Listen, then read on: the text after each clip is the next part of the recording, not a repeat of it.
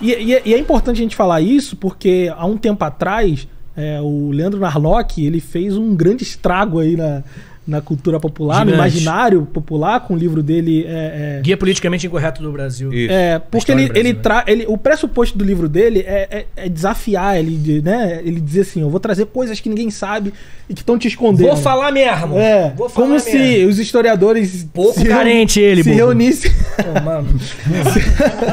como se os historiadores se reunissem numa torre de marfim e tramassem contra o mundo...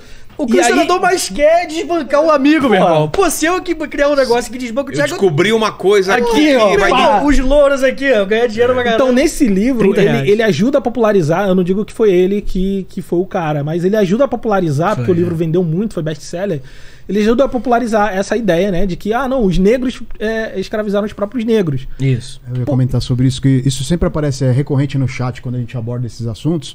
A galera fala isso, mas foram os próprios negros que venderam os negros e tudo mais. Qual que é a história? Então isso acaba sendo uma meia verdade, porque só dando esse disclaimer antes, isso acaba sendo usado justamente para invalidar quando o Lênin fala assim, a gente tem um problema racial no Brasil, social e racial. Aí o cara fala, não, a gente tem um problema social, porque os próprios negros escravizaram.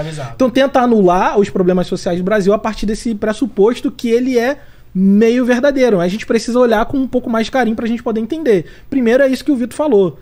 Não existia essa identidade racial de você falar assim, somos negros. Assim como não existe uma identidade racial branca.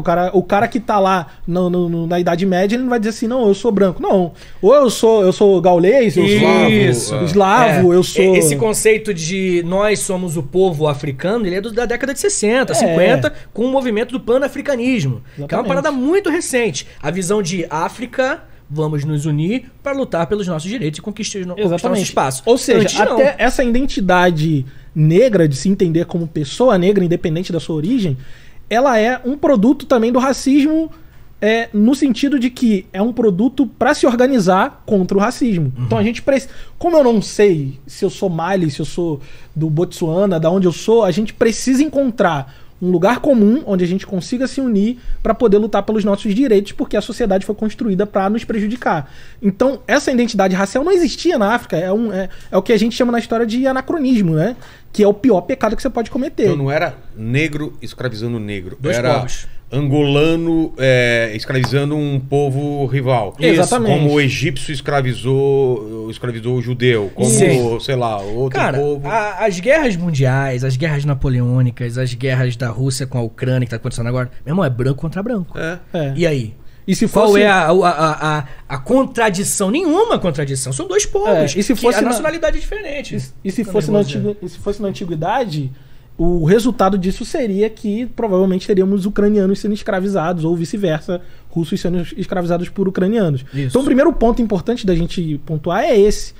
E o outro ponto que é o mais importante, talvez, seja o produto disso. Porque não importa quem escravizou quem lá no passado. O importa é que o produto, a sociedade que foi criada a partir da escravidão, tem uma hierarquia racial. Então, de cor, muito clara. Muito clara. Porque, como eu falei, quando você chega aqui no Brasil, o africano chegou no Brasil, ele chega aqui, ele é preto. E preto, ele é sinônimo de escravo. Quando a gente pega o documento histórico do século XIX, XVIII, preto, na maioria das vezes, é o mesmo que escravo. Então, quando você diz assim, é um fulano preto, você está dizendo assim, esse cara é escravo. Então, há diversas nomenclaturas que vai ligar diretamente a sua característica, o seu fenótipo, à escravidão. Como eu disse, isso é inédito na história. Então, o produto disso foi, abolida a escravidão, essa mesma estrutura de hierarquia racial que foi criada durante esses 3 séculos de escravidão vai ser mantida na sociedade, de maneira que tem gente que está no topo da pirâmide e tem gente que está na base da pirâmide. Isso aqui eu não estou inventando. Foram os próprios racistas que teorizaram desse jeito. Então a gente vai ver teorias raciais do século XIX, século XX, que o cara vai dizer, olha, quem está no topo da pirâmide da evolução humana é o europeu, é o branco. É o darwinismo social, É o darwinismo social. A gente conhece aí um movimento que, principalmente no século XIX, no XX, né, com o nazismo e tudo mais, são, como é que eu posso dizer, ideias, principalmente popularizadas por um cara chamado Herbert Spencer, que vão ser as ideias que vão trazer a ideia de Darwin e vão interpretá-las de uma maneira muito escrota, E vão chegar numa conclusão que hoje nós temos que é errada, tá? Tipo, cientificamente não há discussão, inclusive. Que existe uma hierarquia racial onde... E aí eles têm uma justificativa, uns desenhos que são muito racistas, inclusive, do tamanho do crânio, do negro com o formato do nariz, o desenvolvimento por conta do espaçamento do olho. E isso daí fundamentava as ideias racistas da época e tudo mais. Fundamentava a escravidão aqui no Brasil, com certeza. Uma justificativa que, porque precisa de justificativa, cara. Claro. A culpa cristã é muito forte. Os caras não podiam só escravizar. O cara queria dormir tranquilo. Isso, então ele fala, por que será que eu posso? Durante muito tempo foi aquela teoria da Bíblia... de Moisés, né? Não, é do Noé, na verdade. Noé, pô. É porque o Noé, quando acaba o dilúvio ali, ele vai festejar e tal, ele fica meio chapado e tal. Não julgo, e não. aí... Tipo. E aí ele tava nu, e aí os filhos dele foram cobrir, né? Aí só que o Cã viu ele nu e meio que tirou um sarro do pai. Manjou o pai. E aí os outros irmãos vão de costas e cobrem o pai com respeito e tal, e aí o pai amaldiçoa Cã. E aí, dentro dessa teologia mambembe aí, meio freestyle. Né? Freestyle, eles dizem que dali, o Cã, ele saiu dali e foi pra África. É porque ele ganhou uma marca. Na Bíblia tem que a marca de Cã. E aí, na época, falou, opa, peraí. Então a marca só pode ser a pele negra. Só pode ser a pele negra. Como só pode? Bem-vindo ao século XVI. Na dúvida, só pode ser... Só pode ser preto.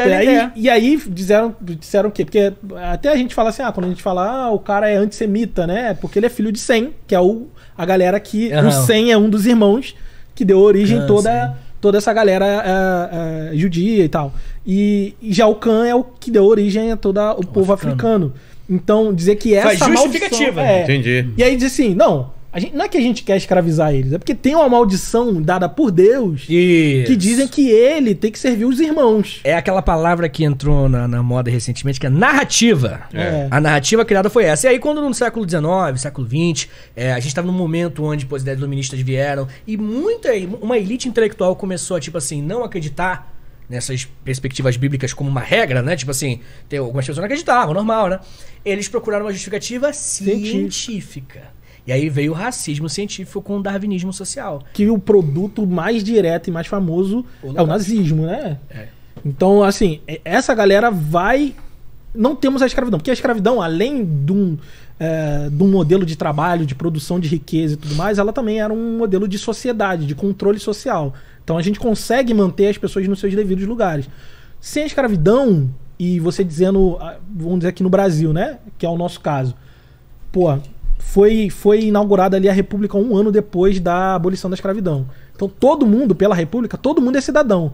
Como é que você vai separar o cidadão do cidadão? Sabe? A gente precisa de uma estrutura, e essa estrutura é essa estrutura racial que vai hierarquizar as pessoas. E o Vitor falou sobre o iluminismo. Dentro do iluminismo, Kant, Hegel e uma galera dentro da filosofia também vai justificar a escravidão, dizendo que as pessoas negras eram inferiores, elas não conseguiram construir sociedades tão complexas quanto as europeias e por isso elas mereciam ser escravizadas. Então, por isso é tão ofensivo quando você chama uma pessoa de macaco, quando você animaliza uma pessoa negra chamando ela de algum símil, porque isso é um produto dessa época. Porque acreditava-se que a pessoa negra ela estava muito mais próxima na evolução. As características físicas. Aí é o argumento dos desenhos que eu falei.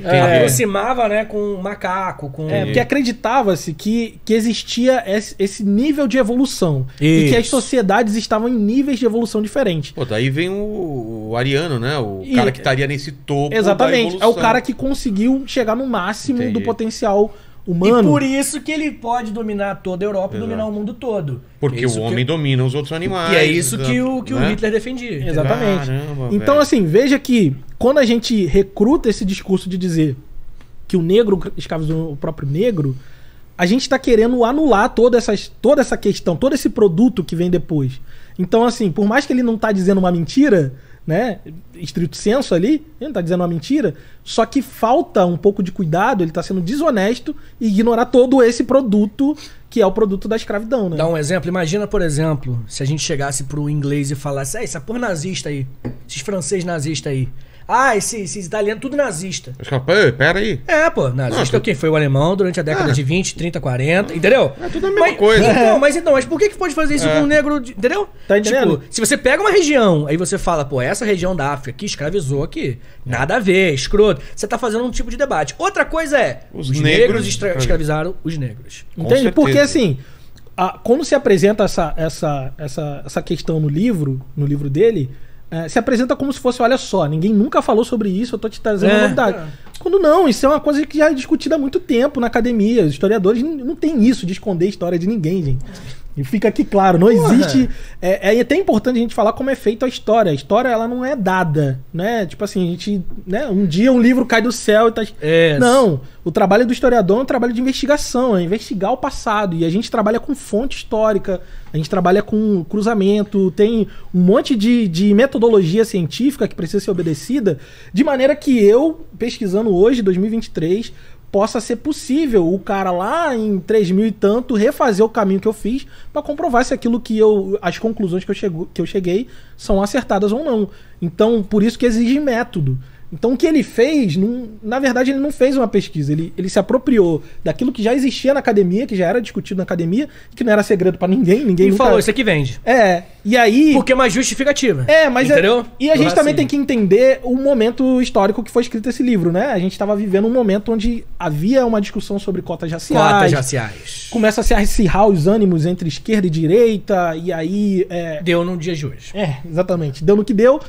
E tem essa direita, naquele momento, uma direita crescente, né, mais popular, mais memética. Uma direita radical ainda sem um representante. Sem o seu grande representante. Isso, justamente. Então esse livro, no caso, Guia Politicamente Incorreto da História do Brasil, ele nasce nesse momento para atender essa expectativa de confronto. Olha o que a esquerda tá querendo te esconder.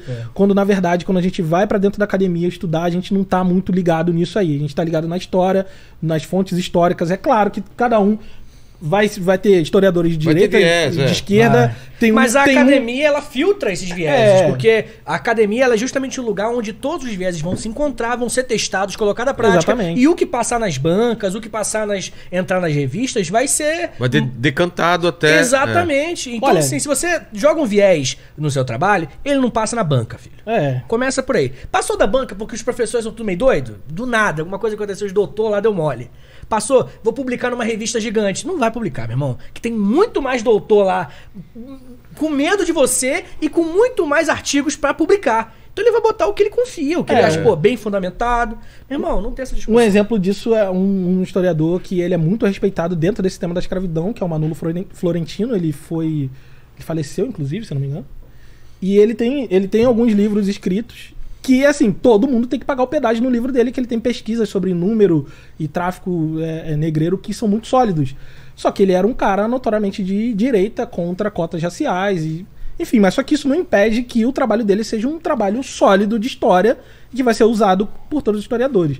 Então o ponto é que a história, ela não é dada, ela é feita a partir de pesquisa, exige método, exige fonte, e um bom livro de história, fica aí a dica para você que vai comprar um livro de história, um bom livro de história, ele diz da onde ele tirou, aonde está a fonte dele.